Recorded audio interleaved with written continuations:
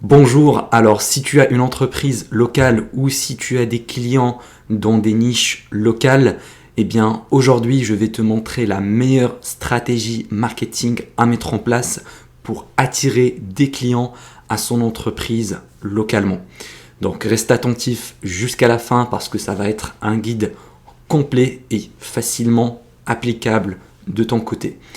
Alors la première étape, si tu veux attirer des clients à ton entreprise, il faut déjà comprendre est-ce qu'elle répond à un besoin ou bien à une envie. Parce qu'il y a une différence entre les deux. Par exemple, un besoin, c'est, imaginons, j'ai une fuite d'eau dans les toilettes et ça c'est un problème urgent, douloureux et reconnu. Donc vraiment c'est un besoin et c'est pas une envie. Je vais devoir appeler un plombier pour régler mon problème. Donc le plombier c'est basé sur un besoin et pas une envie. Par contre, si j'ai envie de me faire plaisir et acheter de nouvelles baskets, je vais aller en magasin et je vais acheter des baskets. Ça c'est une envie, c'est pas un besoin. C'est-à-dire si j'achète pas les baskets aujourd'hui, c'est pas grave, je vais pas mourir, c'est pas un problème profond, c'est juste une envie. Et pourquoi il faut vraiment bien catégoriser ton entreprise? Parce que ça va vraiment définir la stratégie marketing que tu vas mettre en place. Donc, fais une analyse. Est-ce que c'est basé sur une envie ou bien est-ce que c'est basé sur un besoin?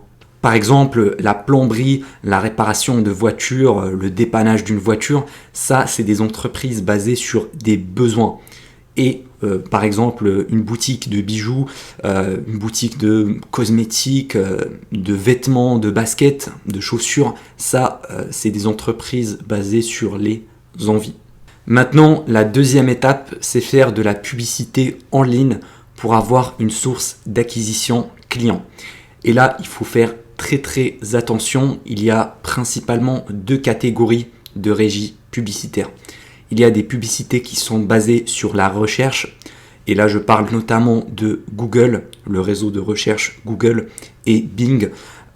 Et il y a également de l'autre côté les régies publicitaires basées sur des réseaux sociaux comme Facebook, Instagram, YouTube, Pinterest, Snapchat, etc. Il faut différencier entre ces deux-là parce que selon la nature de ton entreprise, tu dois privilégier un par rapport à l'autre. Si ton entreprise est basée sur un besoin, dans ce cas-là, je te recommande de commencer avec la publicité Google parce qu'elle est basée sur la recherche. Par contre, si ton business est basé sur des envies, dans ce cas-là, il faut plutôt se diriger vers les réseaux sociaux et notamment la publicité Facebook parce que c'est la plus connue. Et pourquoi c'est hyper important? Parce que quelqu'un qui a un besoin urgent et profond, il va directement chercher sur Google, sur Bing, sur des moteurs de recherche. Il va même peut-être aller checker les pages jaunes pour appeler quelqu'un pour lui résoudre son problème. Quelqu'un qui a un problème avec sa serrure, sa porte c'est fermé, il ne peut pas rentrer chez lui. Il va pas aller sur Facebook ou sur Instagram pour tomber sur une pub random d'un serrurier. Non, ça marche pas comme ça. Il va plutôt aller sur Google, il va taper serrurier près de chez moi et il va commencer à cliquer sur les premières pubs Google Ads. Donc il faut vraiment se positionner sur des moteurs de recherche si ton entreprise répond à des besoins. Par contre, si tu vends des bijoux, si tu vends des produits qui sont basés sur des envies, dans ce cas-là, les recherches vont être beaucoup plus faibles. Alors oui, tu peux toujours avoir des résultats avec Google, mais dans ce cas-là, pour scaler, pour avoir plus de résultats, toucher plus de monde et générer plus de chiffre d'affaires, il faut plutôt privilégier les réseaux sociaux.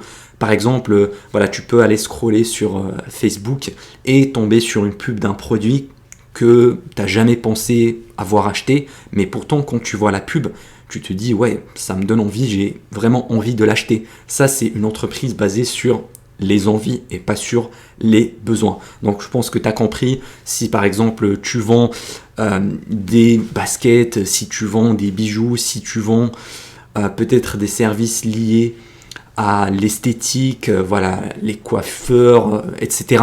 Là, il faut privilégier la pub sur Facebook, Instagram, TikTok, etc. Maintenant, une fois que tu auras choisi ta régie publicitaire, soit Google Ads, soit Facebook Ads, quel est le budget qu'il faut investir pour avoir des résultats? Eh bien, ça va dépendre de ta localisation, ça va dépendre de la concurrence également. Imaginons, tu es dans une ville très grande, voilà, en centre-ville de Paris, par exemple, eh bien, tu ne vas pas dépenser le même budget que si tu es en fin fond de la Creuse, dans une campagne complètement paumée. Voilà, il y a plus de gens à Paris, donc l'audience est beaucoup plus grande. Du coup, il faut dépenser plus de budget que dans une campagne, par exemple. Parce qu'avec la pub Facebook ou Google, tu peux cibler une audience qui se trouve dans un rayon autour de ton entreprise. Donc, tu vas mettre un repère avec l'adresse de ta société et ensuite tu vas faire un rayon de 10, 20, 30 km. Encore une fois, à toi de voir selon la nature de ton business. Mais pour te donner une moyenne générale, je conseillerais de dépenser minimum 15 € par jour si tu es en campagne ou bien dans des petites moyennes villes. Et si tu es dans des grandes villes comme Paris, Marseille, Lyon, je dirais minimum 30 € par jour si tu veux avoir des résultats qui sont assez palpables.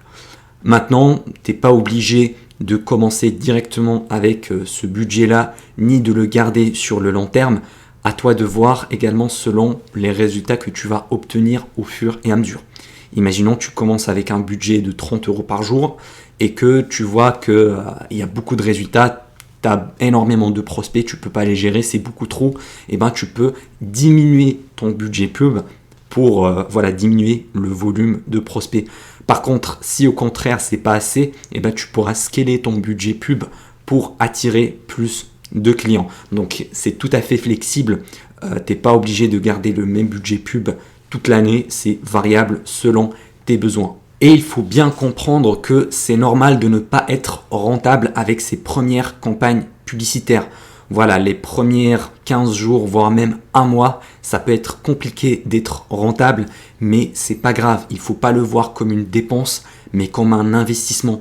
C'est comme si tu comprenais un petit peu comment ça fonctionne la plateforme, comment avoir des résultats qui vont rester pendant des mois, voire des années. Donc il faut changer ton mindset.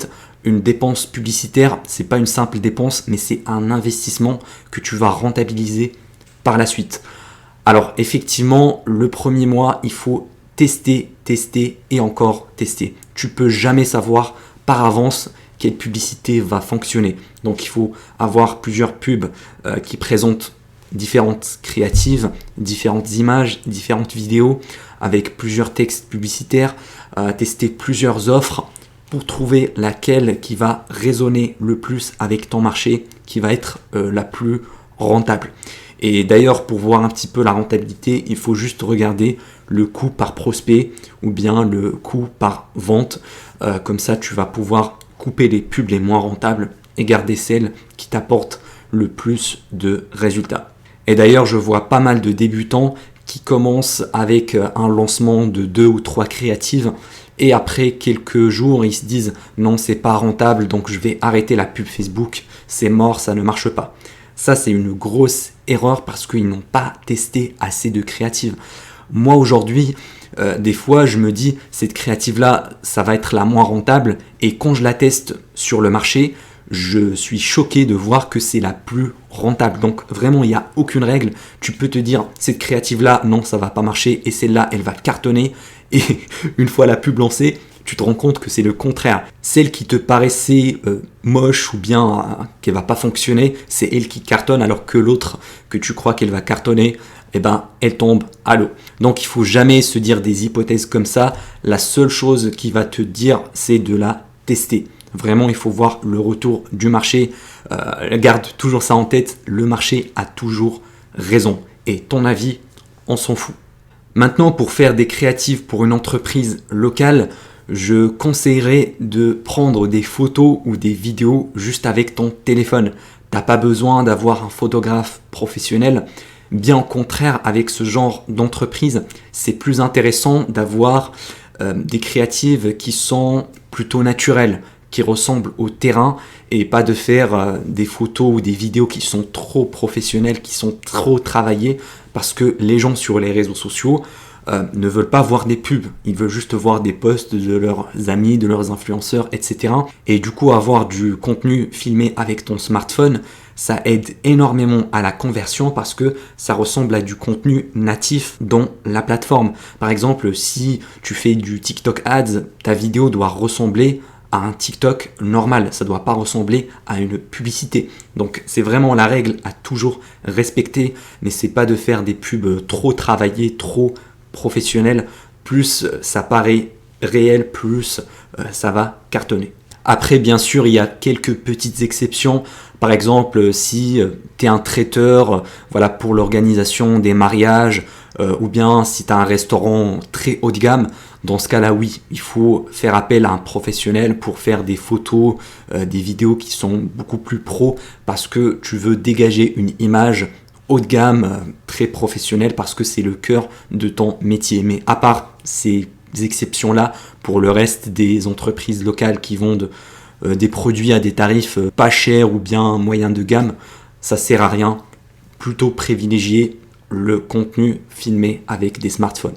Et puis avec la pub sur les réseaux sociaux, il ne faut pas oublier que même si tu as trouvé une publicité gagnante, il ne faut jamais arrêter de tester de nouvelles parce que cette pub gagnante va commencer à fatiguer après quelques semaines parce qu'elle va être montrée à chaque fois encore et encore à la même audience et du coup naturellement sa performance va commencer à se dégrader petit à petit. Voilà, contrairement à Google, là en général il n'y a pas de phénomène de fatigue parce qu'il y a toujours des gens qui vont taper le mot-clé directement sur Google. Donc testez toujours plusieurs créatives pour éviter également cet effet-là de fatigue publicitaire. Ensuite, le second point qui est très important, c'est ton support de conversion. C'est-à-dire si tu fais de la pub qui va diriger vers un site web, un formulaire, il faut que ça soit optimisé pour la conversion. Imaginons si tu fais peut-être la meilleure pub au monde, tu as bien travaillé ta créative, tes audiences, tu as un coût par clic qui est très très faible, mais que derrière tu diriges vers une page de capture qui est moche, qui donne pas envie de remplir ces informations avec un site web très ancien, très vieillot, et bien malheureusement tu es en train de jeter ton argent par la fenêtre parce que peu importe le trafic que tu vas attirer, ils vont pas convertir. Donc ça, je tiens à le préciser, tu dois bien travailler tes pages de capture, tes supports de conversion, ton site web e-commerce si tu fais de la vente directement en e-commerce. Et pourtant, c'est quelque chose d'assez négligé. Les gens croient que la pub, c'est la chose magique. Or, c'est la pub plus le support de conversion.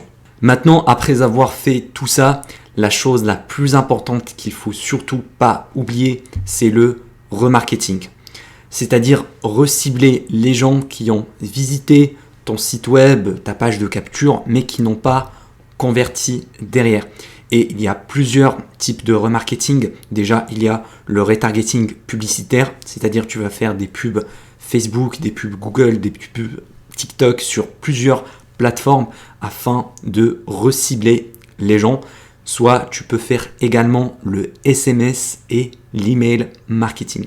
Ce sont également des outils hyper puissants pour remontrer ton offre aux gens qui n'ont pas pu profiter de celle-ci à cause d'une distraction. Peut-être ils ont vu tes pubs, ils ont été intéressés, mais leur chien a commencé à aboyer, leur femme les a appelés, donc ils ont oublié, ils sont passés à autre chose. Donc ça vaut vraiment le coup de les retargeter et c'est là où tu vas générer le plus gros retour sur investissement.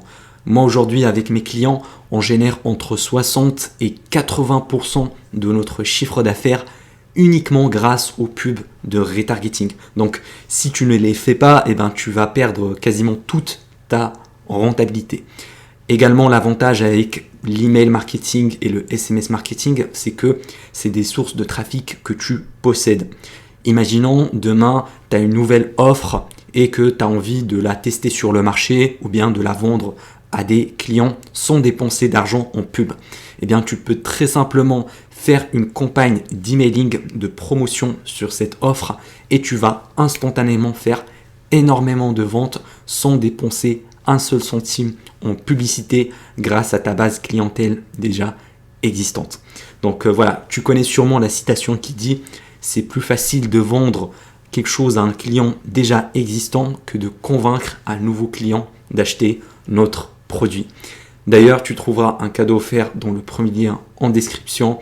Sinon, tu peux aller voir la vidéo qui apparaît ici et dans laquelle je te montre étape par étape en partageant mon écran comment faire de la publicité avec Facebook si tu as une entreprise locale.